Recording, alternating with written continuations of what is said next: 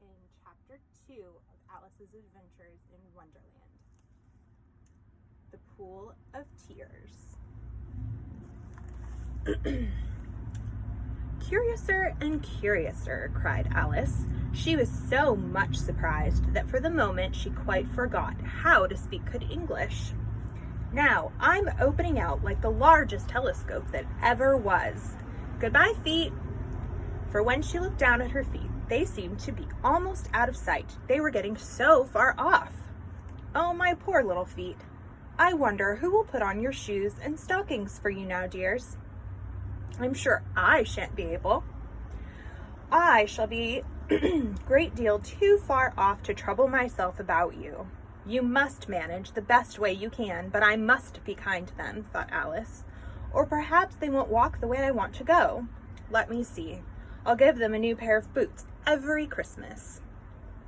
And she went on planning to herself how she would manage it. They must go by the carrier, she thought, and how funny it'll seem, sending presents to one's own feet, and how odd the directions will look.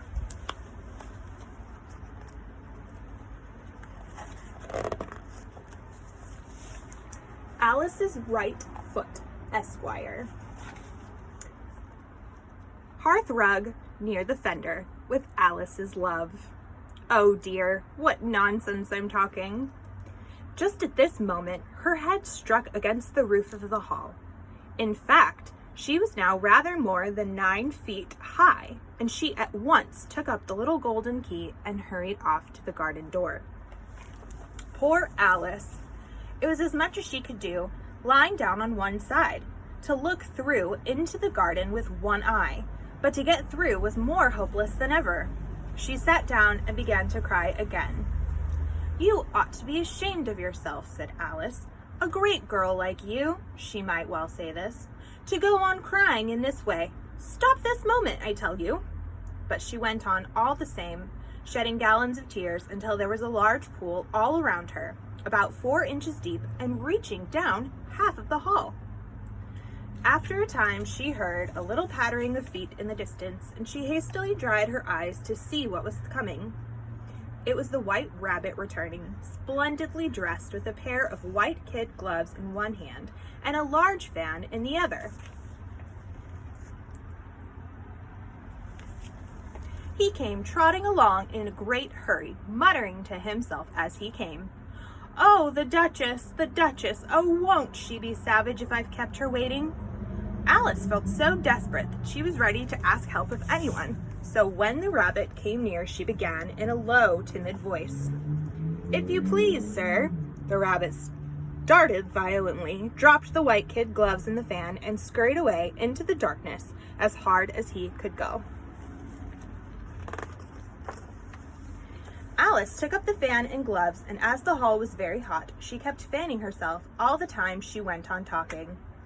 "Dear, dear, how queer everything is today. And yesterday things went on just as usual. I wonder if I've been changed in the night. Let me think. Was I the same when I got up this morning? I almost think I can remember feeling a little different.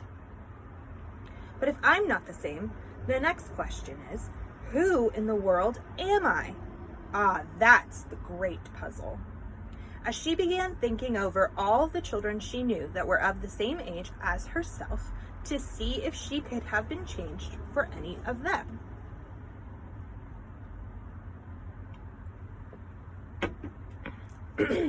I'm sure I'm not Ada," she said, "for her hair goes in such long ringlets, and mine doesn't go in ringlets at all. And I'm sure I can't be Mabel, for I know all sorts of things, and she knows such a very little. Besides, she's she and I'm I. And oh dear, how puzzling it all is. I'll try if I know all the things I used to know. Let me see. 4 times 5 is 12, and 4 times 6 is 13, and 4 times 7 is, oh dear, I shall never get to 20 at that rate. However, the multiplication table doesn't signify. Let's try geography. London is the capital of Paris, and Paris is the capital of Rome, and Rome, no, that's all wrong. I'm certain. I must have been changed for Mabel. I'll try and say, how doth the little, and she crossed her hands on her lap as if she were saying lessons, and began to repeat it. But her voice sounded hoarse and strange, and the words did not come the same as they used to do. How doth the little crocodile improves his shining tail, and pour the waters of the Nile on every golden scale?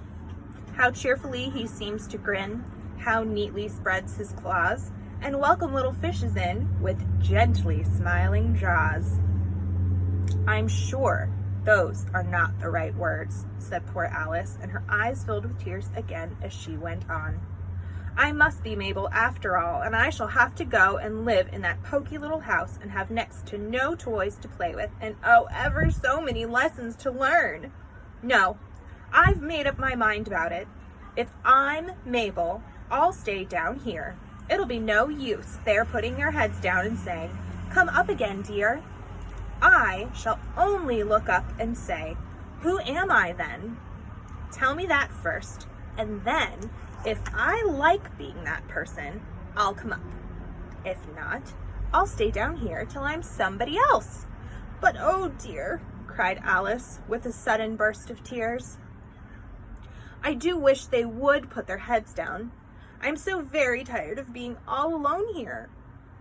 As she said this, she looked down at her hands and was surprised to see that she had put on one of the rabbit's little white kid gloves while she was talking. How can I have done that? She thought. I must be growing small again. She got up and went to the table to measure herself by it, and found that, as nearly as she could guess, she was now about 2 feet high and was going on shrinking rapidly. She soon found out that the cause of this was the fan she was holding, and she dropped it hastily, just in time to save herself from shrinking away altogether. That was a narrow escape, said Alice, a good deal frightened at the sudden change, but very glad to find herself still in existence. And now for the garden, and she ran with all speed back to the little door, but alas, the little door was shut again, and the little golden key was lying on the glass table as before. And things are worse than ever, thought the poor child. For I never was so small as this before, never, and I declare it's too bad that it is. As she said these words, her foot slipped, and in another moment, splash! She was up to her chin in salt water. Her first idea was that she had somehow fallen into the sea. And in that case, I can go back by railway, she said to herself. Alice had been to the seaside once in her life, and had come to the general conclusion that wherever you go to on the English coast, you find a number of bathing machines in the sea, some children digging in the sand with wooden spades, and then a row of lodging houses, and behind them a railway station.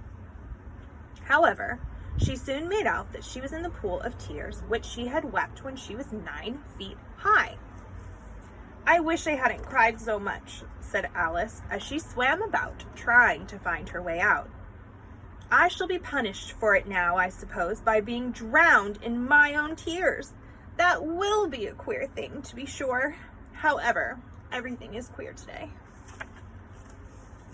Just then, she heard something splashing about in the pool a little way off, and she swam nearer to make out what it was.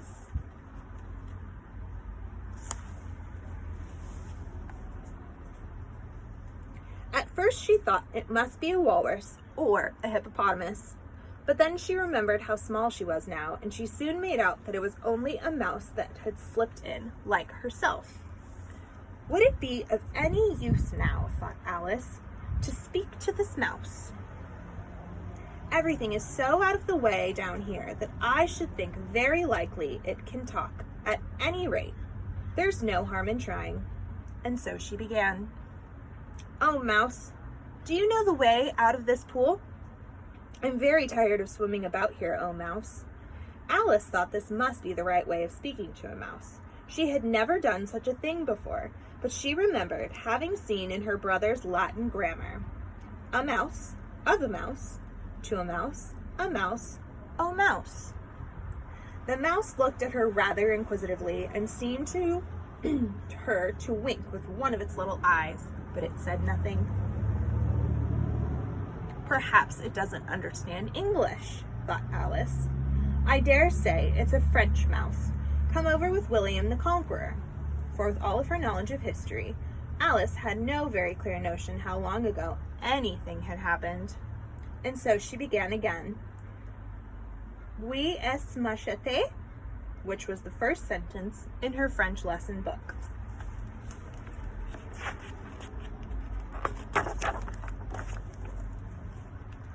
The mouse gave a sudden leap out of the water and seemed to quiver all over with fright. "Oh, I beg your pardon," cried Alice hastily, afraid that she had hurt the poor animal's feelings. "I quite forgot you didn't like cats." "Not like cats," cried the mouse in a shrill, passionate voice. "Would you like cats if you were me?" "Well, perhaps not," said Alice in a soothing tone. "Don't be angry about it. And yet I wish I could show you our cat Dinah. I think you'd take a fancy to cats if you could only see her. She is such a dear, quiet thing," Alice went on, half to herself, as she swam lazily about in the pool. "And she sits purring so nicely by the fire, licking her paws and washing her face. And she is such a nice soft thing to nurse. And she's such a capital one for catching mice." "Oh, I beg your pardon," cried Alice again. For this time the mouse was bristling all over, and she felt certain it must really be offended. "We won't talk about her any more if you'd rather not." "We indeed," cried the mouse, who was trembling down to the end of its tail. "As if I would talk on such a subject. Our family always hated cats. Nasty, low, vulgar things. Don't let me hear the name again." "I won't, indeed," said Alice, in a great hurry to change the subject of conversation. Are you fond of dogs?" The mouse did not answer, so Alice went on eagerly. "There's such a nice little dog near our house. I would like to show you. A little bright-eyed terrier, you know, with such long, curly brown hair. And it'll fetch things when you throw them, and it'll sit up and beg for its dinner, and all sorts of things. I can't remember half of them, and it belongs to a farmer, you know, and he says it's so useful it's worth 100 pounds. He says it kills all the rats, and oh dear," cried Alice in a sorrowful tone, "I'm afraid I've offended it again." For the mouse was swimming away from her as hard as it could go, and making quite a commotion in the pool as it went. So she called softly after it, "Mouse dear, do come back again, and we won't talk about cats or dogs either if you don't like them." When the mouse heard this, it turned round and swam slowly back to her. Its face was quite pale with passion, Alice thought, and it said in a low, trembling voice, "Let us get to the shore, and then I'll tell you my history, and you'll understand why it is that I hate cats and dogs." It was time to go, for the pool was getting quite crowded with the birds and animals that had fallen into it. There was a duck and a dodo, a lory and an eaglet, and several other curious creatures. Alice led the way, and the whole party swam to shore.